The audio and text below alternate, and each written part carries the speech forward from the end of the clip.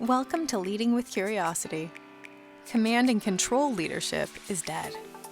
We interview leaders, entrepreneurs, and executive coaches challenging old paradigms and fostering cutting-edge leadership. Here's your host, certified executive coach, Nate Leslie. Oh, hell no.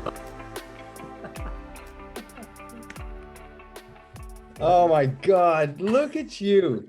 Man, you look exactly the friggin' same as you were kicking a ball around in Madrid like 14 years ago. It's been fun to follow your career from afar, man. And it's a good life, man. We settled in here. Yeah, when I left you, I was in Jakarta as a young, not so young teacher, and then moved to Shanghai. We did 4 years there in Shanghai and sort of grew the family. And then went to Ecuador for 3. And now I'm here in Paris. This is year 5. I got a boy who's graduating next year, a girl going to high school. It's just crazy. You know, I'll say it again before this is over, but man, I knew you would end up crushing it in your life, dude. I knew you would go on to do exactly what you're doing and just lead people and inspire people and get people to be their best selves. I'm just so proud and excited that you have done that I just knew you were going to crush it. You're just too good of a guy not to spread that around the world, man. I love it. Thanks, man. I really appreciate that. You know, that means more to me than you might realize. Isn't that funny? Like I can't even remember exactly what we did, but that's the funny thing about education. You can't always remember what you learned, but it changes the way you are. Yeah.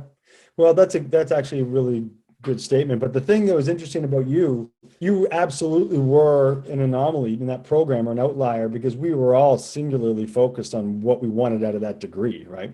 But you weren't invested necessarily in going down the road of becoming a teacher, a master teacher, getting into admin, become building principal, like all that sort of stuff. You really were looking for how this could shape just your leadership ability down the road.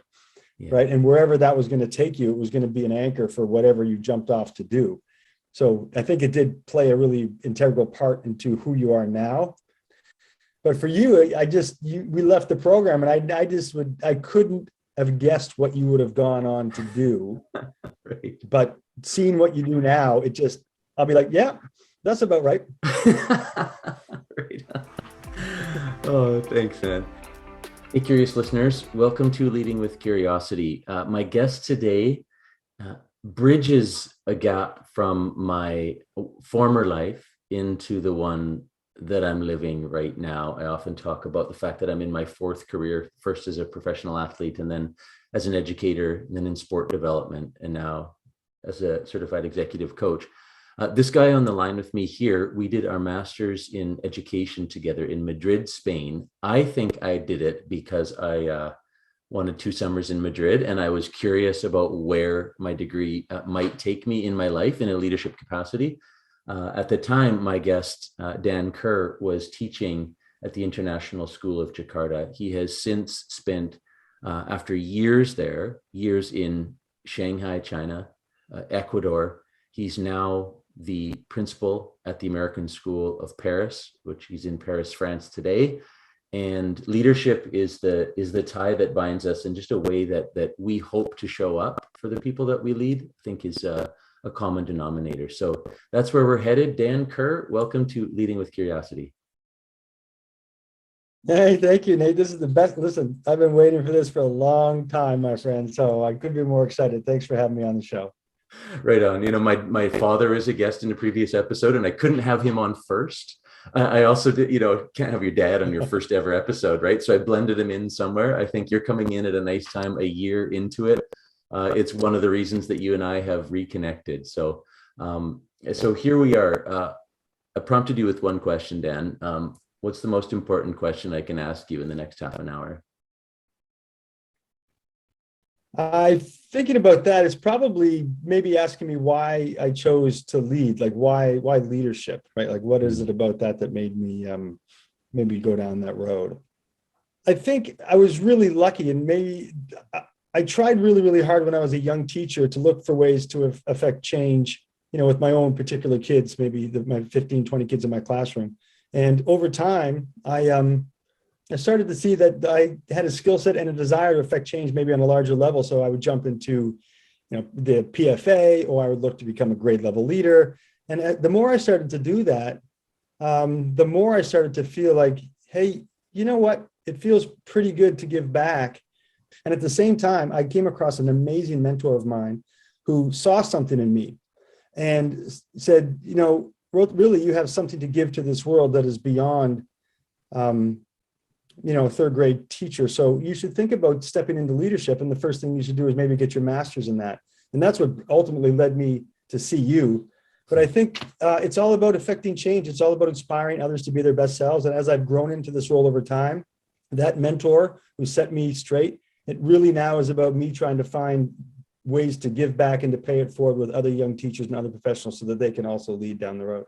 Wow, right on. Let's go there for a second. That mentor, what was it about him that put him in that position for you as a mentor in your life? What was inspiring about him was it was the first time where I really could see what good looked like, right? And when I mean what good looked like, I meant how does somebody develop strong, lasting relationships with people?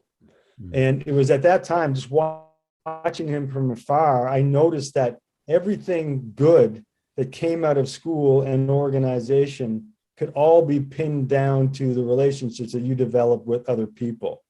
And it's not just relationships with teachers to teachers, but the way he interacted with the parent community, the way he spoke to kids, the way he spoke to local staff. And I mean, he was just so empathetic and so full of integrity, and he listened so well, and he just found a way to inspire others to be their best selves. And I saw that, and I just was like, wow, I want to do that.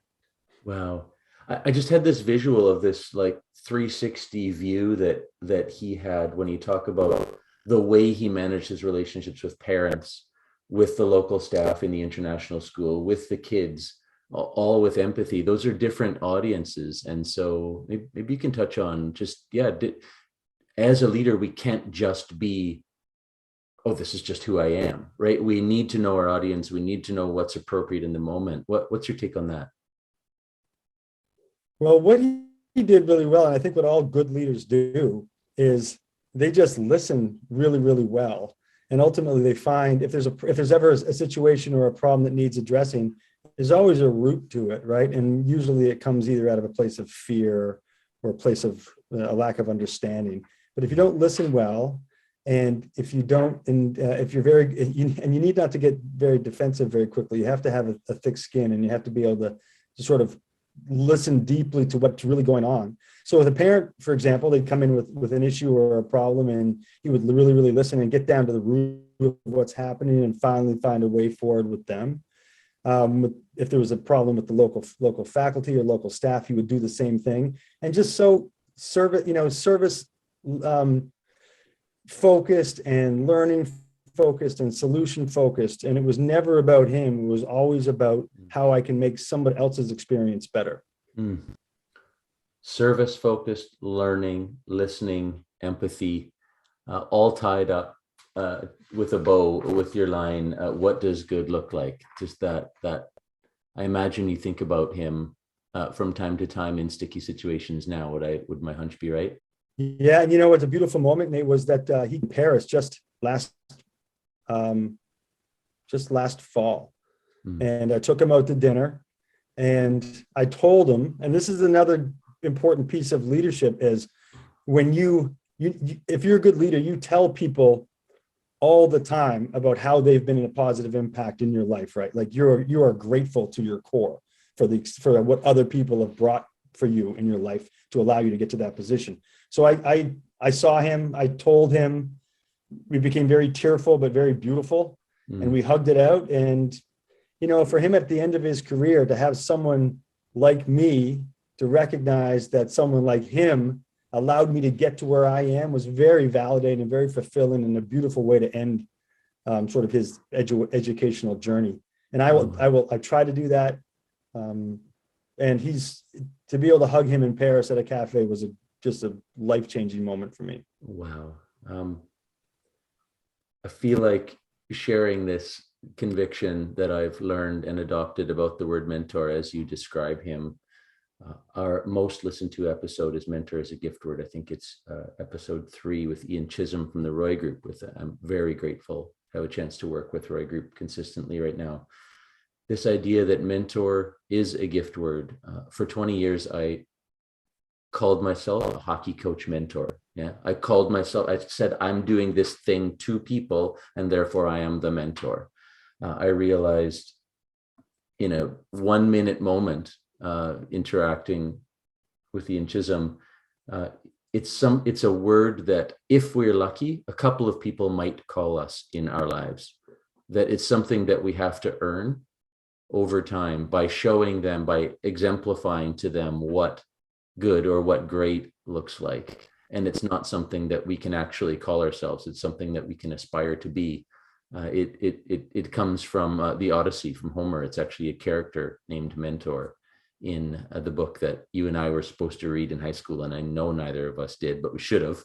I'll pause there. Just this idea that being careful of calling ourselves a mentor, that in fact it's a gift that someone can give us. How does that feel?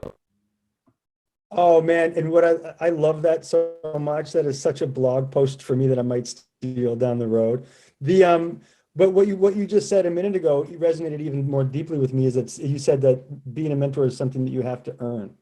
And it's funny, when the first person thanked me for being a mentor in their life, it kind of took me aback, because I was like, wow, I am actually at the age where I can be a mentor for somebody, or I've been successful in life that somebody sees me in that way. And that was also an emotional moment when I found, like, what so many people have done for me to allow me to arrive at where I am in my career now. I've had 4 or 5 beautiful, incredible mentors, change agents. And for someone to say that to me, that I've done that for someone else, is about as good as a gift that I have ever been given. So when you say mentor is a gift word and you have to earn it, I'm not sure somebody could say something more profound and to me than that, honestly. Yeah, I think we endure a lot of stuff that is worth getting up for, if that is our driving principle. And I think that's part of the tie that binds you and I together is, you can endure some tough times. You've been running an international school for a couple of years in a pandemic. My God. But when that service is a core, that pursuit of being worthy of the word mentor is at the heart of it. I can imagine you've endured some tough stuff because of the way you show up. Well, yeah, I mean, that really, it's about when you are faced in times of difficult times or times of crisis, that's when leadership shows up. And that's when you get to sort of bank on the relationships and the culture that you've built that allows you to sustain those because when the pandemic was a perfect example of how, community went away in a lot of ways. People became very comfortable in their isolation.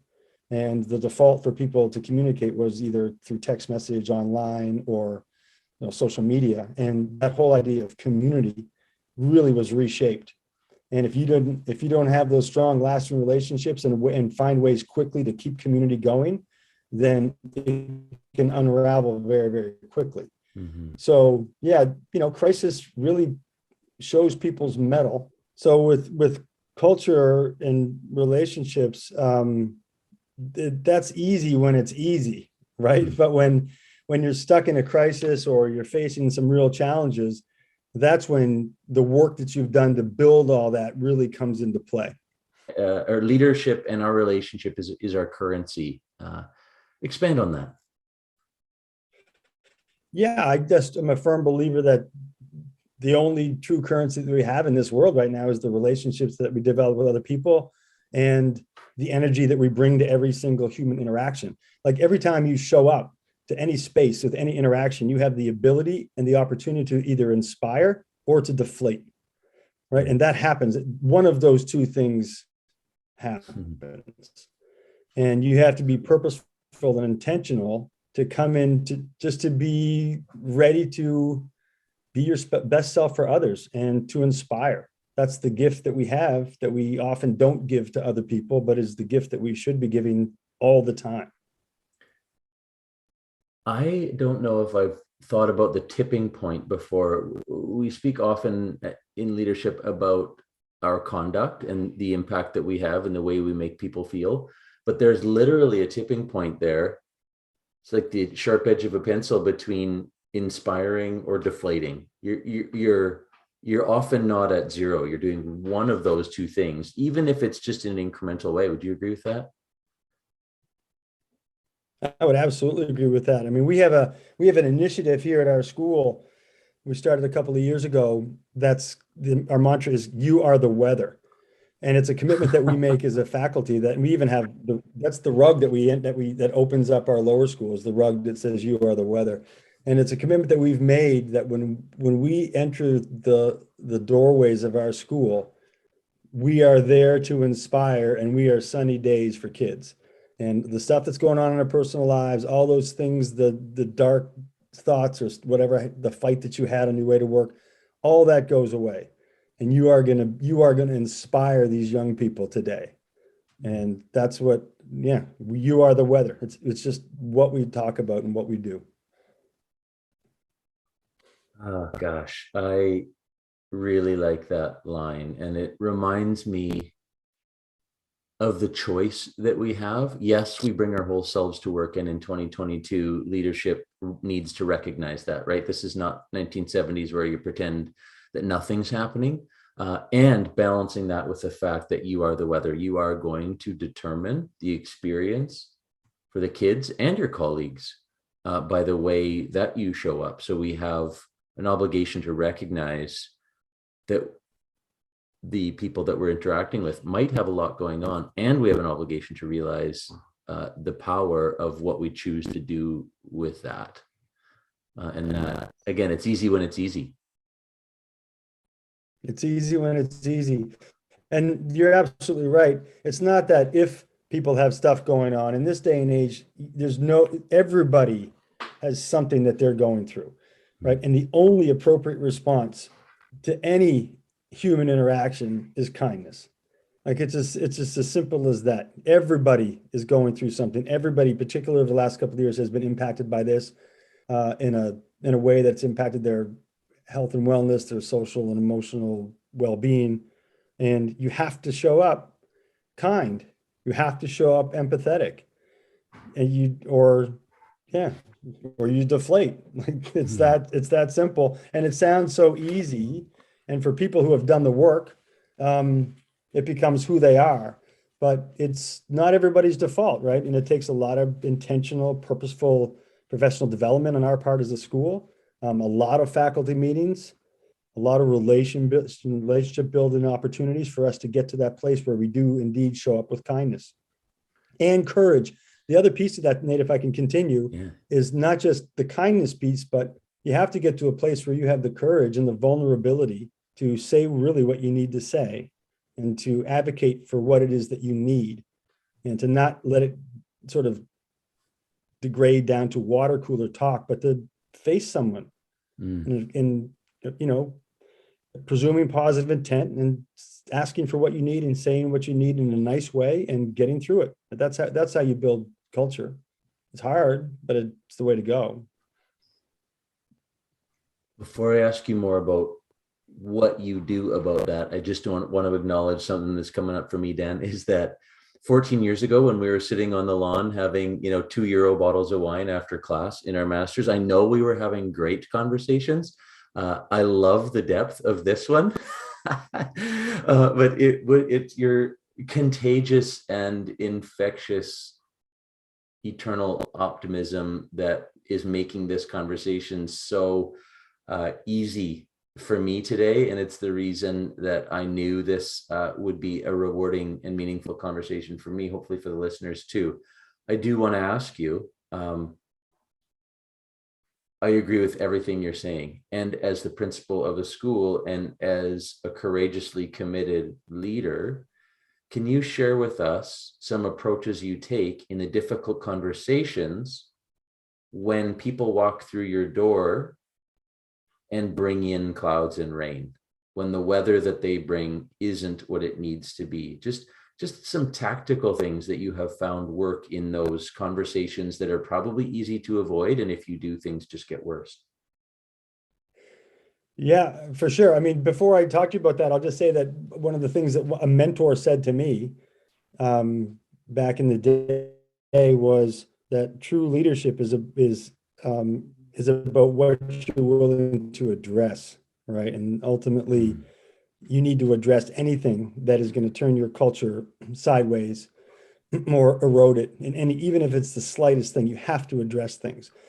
So the way to do that, obviously, is to build up the relationships beforehand. So you have all that sort of cachet in the bank that you can take a couple of withdrawals from. But if you build those relationships strong enough, when someone has a bad day or makes a mistake or is struggling one way or another, or is just not the fit that you thought they were going to be, yeah, you call them in and you just ask them. And this is the strategy. I mean, nobody wants to do a poor job. Nobody wants to be an a-hole, right? Like, for the most part, something is going on in their lives. It's a need that's not being met for them. They feel maybe undervalued, or they don't feel seen, or they don't feel heard. So it's asking some of those probing questions about what it is that's going on in their lives that is making them, act or react in a certain way. And if you can really get them to talk about what it is that's going on in them, everybody loves to talk about themselves, but if you can get them to identify it, then you can find a way forward. So it's not about, being the boss and having some sort of punitive conversation or dressing someone down. It's about, listen, you look like you're struggling. What is it that's happening in your life that I can support you with, so I can get you to become your best self again? And let's talk about that. And, then maybe even sharing a vulnerable moment in your earlier career where, there's lots of times in my life where I was struggling as a young teacher and I wasn't my best self. And I can sort of share a story with them about how I struggled through something to try to get them to be more vulnerable with me and more trusting. But just seeing people as human beings. I mean, God, aren't we all so valuable, right? I mean, so that's just seeing people for who they are, hearing them, listening to them, seeing them. That works for the most part. I heard you say it's about building that foundation, about the bank trust, and in times you need to take some withdrawals from that bank account that you've built, and it's a lot easier with that foundation, which brings you back to the relationships being the core of everything that you do. I see your values playing out in that practical, strategic sense in those difficult conversations. You sound like an executive coach, Dan Kerr. I do have to say, for the listeners, we're often interviewing coaches and leaders who believe in this coaching mindset. It's not about dressing somebody down. It's not about command and control. It's about what are you willing to address and having real conversations about it and that path forward. Yeah, I think that there's such a connection in parallel between good professional coaches and school leadership. I mean, that's what it is. It's again, at the core of it, it's relationships. It's being able to, and what's that, my favorite quote, what's that Stephen Covey quote? It says like the leadership, true leadership is the ability to communicate someone's worth and potential so effectively that they're inspired to see it in themselves. And that's what coaches do. Good coaches do that with players and people they work with. In your line of work, it's professionals and other leaders of companies. And for me, it's educators and kids. Yeah. Right. Communicating someone's potential so effectively that they're able to see it in themselves is a beautiful, beautiful statement. Between the inquiry-based learning style that you prescribe to see in the classroom and that you can take as the principal in that kind of school? Well, I mean, I think there's been a shift that's been happening for a number of years, but it's probably started when you and I did our master's degree. Hey, we're not that old. 2008. What did I say? 1998? Yeah, no, 2008. Sorry. Okay, go for it. I'm dating myself. I'm a decade older than you. Yeah. So 2008, this whole idea of finding different ways to go beyond traditional education, and a lot of it just came out with the idea of student agency, right? And allowing students to lead their own learning. And how does that happen? And it's not just sort of teacher delivering information for them to and sort of spit back to you, but it's about personalizing for them so that they feel passions that they have and the passions they have are able to be part of their educational experience, right? So if we can get them to ask really good questions, particular subject area perhaps, and connect that to them on a personal level, then the learning will absolutely explode. And the connection with me as a leader is not only do I help to enhance that as the educational program for our school, but it's also how I look at professional development. And it's not just students leading their own learning in the classroom, it's also finding ways for educators to be able to go after the learning that they want to learn that'll make them better professionals, right? So it's about that voice and choice, and opportunities to just for people to have a say in the work that they do, whether that's student work or teacher work. For me, I have a lot of freedom. I certainly have a beautiful head of school right now who does not micromanage me at all. As a matter of fact, she empowers me to be my best self. And so I chase up the kind of things that I want to learn, and I find areas that and I know myself as a leader, so I know the skills that I need to develop, and I go after, and I get that, and she supports me on that 100%. So giving people that opportunity to be part of their journey, right? And I think that's something that's relatively new to education in the last couple of decades. Dan, we're going to wrap it up. I want to leave this with one question for you. Having a chance to articulate these passions that you have for leadership, what is even more clear to you now after having been a guest and getting to explore this with me about your leadership? I just like the connection to what you're doing in your line of work with executive coaching and my line of work, which is education. And I think that what I'm learning right now, and it's a relearning for me, is that good leadership is true across all professions, right? I mean, yeah. The business side of things, the educational side of things, the private sector kinds of things like government agencies, politics, like all of these things comes down to the same kinds of approaches to leadership and leadership skills that good leaders have. And at the core of it, I think you would agree with this, there's nothing more important than the relationships that you develop with people and the ability you have to inspire others to be their best selves. And I think that's true across the world of work. You can find Dan Kerr's musings about leadership, decades of blogging before blogging was a thing and still going strong, at mondaymusings.org. Principal at the American School of Paris. I'd love to be sitting at that cafe giving you a hug right now, man. That sounds like a wonderful thing. And I just want to thank you for sharing your insights with our listeners today. Thank you for having me, man. I wish I could jump through the screen and give you a big hug. I got so much love for you, Nate. Thanks for having me on, man. Okay, man. Thanks for listening to Leading with Curiosity. Please share, follow, and rate the show so that other leaders can make positive change in the world. Connect with Nate at nateleslie.ca. And remember, the brain behaves very differently when encouraged to think rather than told to listen.